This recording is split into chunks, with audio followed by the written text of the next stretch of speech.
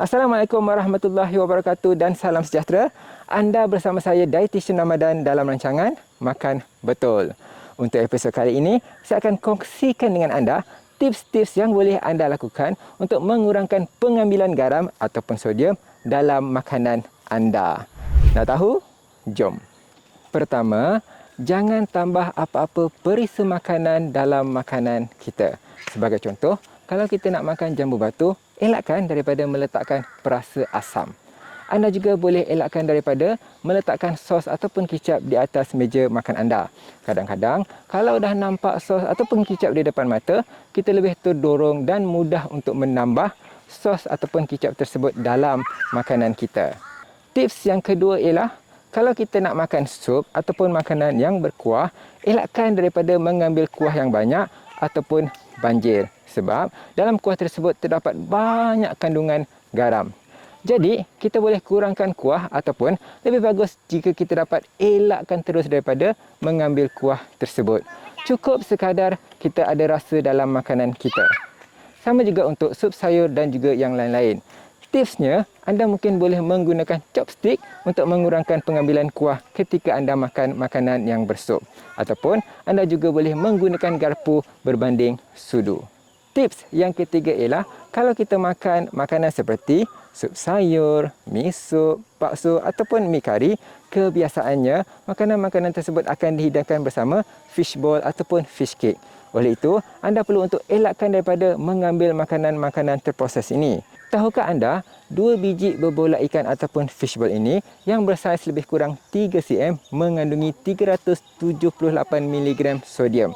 Jika anda mengambil 2 biji berbola ikan ini, sudah bersamaan lebih kurang 25% daripada saranan pengambilan sehari. Itu kalau anda makan 2 biji berbola ikan saja. Bagaimana pula dengan kari dan sebagainya? Maka untuk itu, anda boleh kurangkan pengambilan makanan yang terproses dan juga elakkan mengambil kuah dalam makanan yang bersup.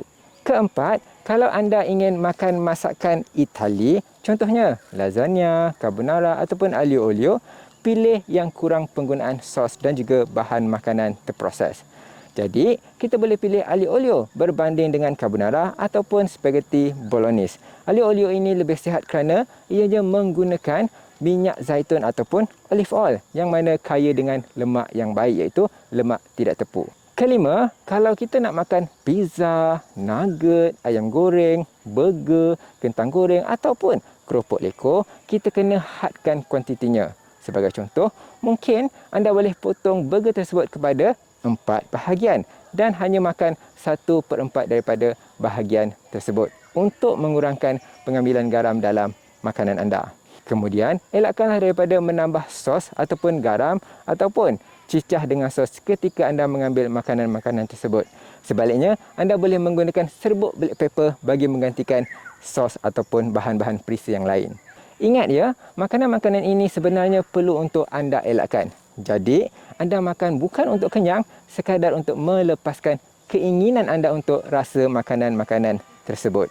Tips yang keenam ialah, jika kita ingin makan makanan ringan untuk minum petang, kebiasaannya mungkin ya, kita akan mengambil makanan seperti keropok ataupun makanan-makanan yang bergoreng sambil kita tonton TV. Sebenarnya kita boleh gantikan dengan buah-buahan potong ataupun kacang seperti kacang badam ataupun kacang pistachio, kerana pilihan ini adalah pilihan yang lebih sihat dan kurang dengan kandungan garam. Pastikan kacang yang kita pilih ini bukan kacang yang masin ya. Tips yang ketujuh dan yang terakhir untuk video kali ini. Kalau anda ingin makan buah potong seperti buah jambu batu, elakkan daripada meletakkan perasa asam. Anda boleh menikmati kemanisan dan juga kesedapan buah-buahan tersebut secara semula jadi. Tidak perlu tambah dengan bahan-bahan perasa yang lain, kerana bahan-bahan perasa ini tinggi dengan kandungan garam. Bagaimana pula dengan kacang rebus? Boleh tak kita makan? Jawapannya, tidak boleh. Kerana proses pembuatan kacang rebus ini menggunakan garam yang cukup banyak. Dan jika anda rasa kacang tersebut sebenarnya lebih masin daripada kacang yang tidak direbus. Oleh itu, elakkanlah daripada makan kacang rebus dan makanlah kacang yang segar tanpa garam. Sekian sahaja perkongsian daripada saya, Dietitian Ramadan, untuk episod kali ini. Semoga perkongsian ini bermanfaat untuk anda semua. Ingat, anda sihat, anda hebat.